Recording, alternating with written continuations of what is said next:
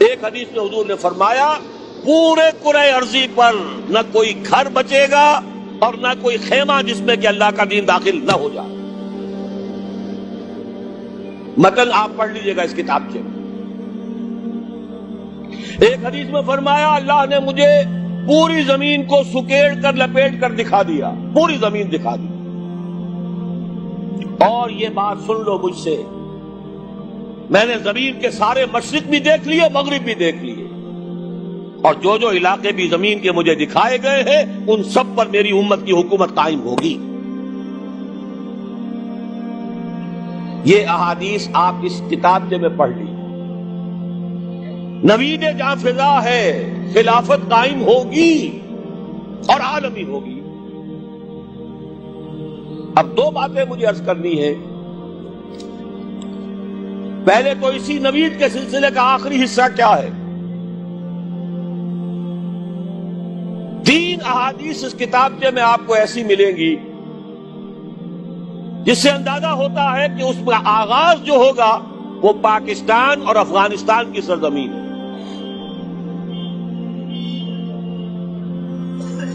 اس لیے کہ جب یہ بھٹی دہکے گی، یہود اور مسلمانوں کی جنگیں، کتاب الملاحم، اور جب وہ الملحمۃ العظمیٰ، آخری جنگ، آرمگڈون، تاریخ انسانی کی عظیم ترین جنگ ہوگی، عالم عرب میں جو رہنما ہوں گے، جو قائد ہوں گے، جو سپہ سالار ہوں گے، وہ حضرت مہدی ہوں گے.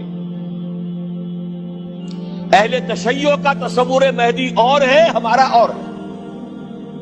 ان کے نزدیک ان کے 12ویں امام جو روپوش ہے، امام غائب، وہ ظاہر ہو جائے. ہمارے نزدیک جیسے ہمارے ہاں اور بہت سے مجددین پیدا ہوتے رہے. ابو داؤد کی روایت ہے، حضور نے فرمایا ان اللہ یبعث فی هذه الامه علی راس کل 100 عام من یجدد لها دینها. ہر صدی میں مجدد پیدا ہوتے رہے. ایسے ہی ایک مجدد، لیکن بہت بڑے مجدد، مجدد کامل پیدا ہوں گے، اور وہ حضرت مہدی ہوں گے. اس پر میری مفصل تقریر لاہور میں ہو چکی ہے قرائن کے حوالے سے، چونکہ مجھے وہ بھٹی دہکتی ہوئی نظر آ رہی ہے. میرے نزدیک شاید 1997 کے اندر ہی مسجد اقصی شہید کر دی جائے، اور جب وہ ہوگی پورے عالم عرب میں بالخصوص، آخر ان میں ایمان ہے، ان میں وہ لوگ بھی ہیں جن کو فنڈامنٹلسٹ کہا جاتا ہے، ہر ملک میں ہے. آخر الجزائر میں جو لوگ پھانسیاں چڑھ رہے ہیں اور جانے دے رہے ہیں وہ کون ہے؟ مصر میں جو دے رہے ہیں وہ کون ہے؟ اور اب جو سعودی عرب میں بمبارڈمنٹ شروع ہو گئی ہے وہ کون کر رہے ہیں؟ اگر مسجد اقصی شہید ہو گئی اور وہ پیس پروسیس جو شروع کیا تھا اسحاق رابین نے، اور یہ کہ امریکہ کے زیر اثر اب وہ ختم ہو رہا ہے، نظر آ رہا ہے، دھجیاں بکھر گئی اس کی. اوسلو کے ذریعے سے جو شروع ہوا تھا اور پھر جو معاہدہ ہوا وہ ختم ہو رہا ہے، کوئی دن کی بات ہے.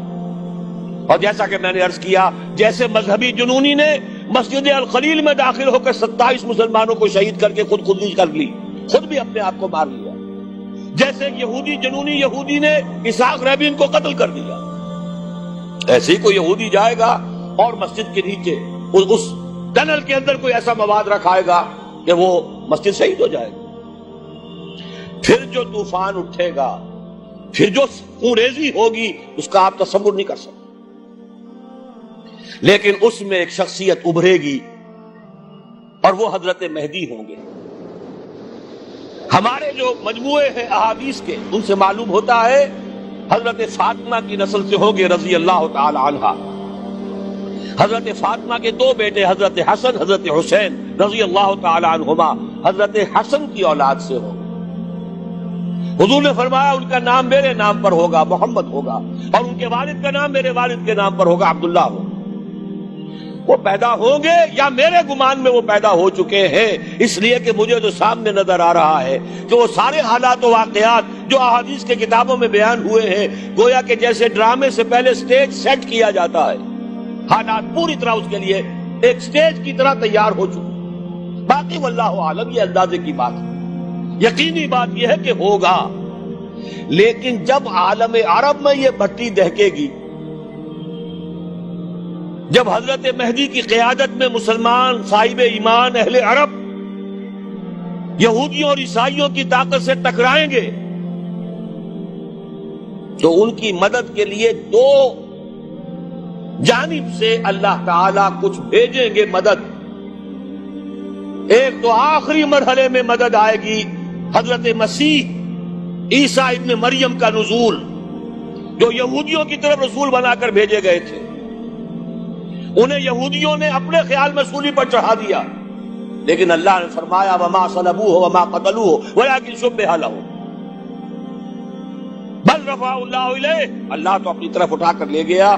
اور احادیث صحیحہ جو کہ ہمارے ہاں متواترہ کے درجے میں ہیں، وہ احادیث جو صحیح ہیں کی ہیں، ان سے ثابت ہے کہ حضرت عیسیٰ ابن مریم دوبارہ زمین پر آئیں گے. اور یہودیوں کا سب سے بڑا سرغنہ جو خود مسیح ہونے ہی کا دعویٰ کر رہا ہوگا، مسیح الدجال، اسے حضرت مسیح قتل کرے. لیکن ایک دوسری حدیث سے معلوم ہوتا ہے کہ مشرق سے فوجیں آئیں گی حضرت مہدی کی مدد کے لیے.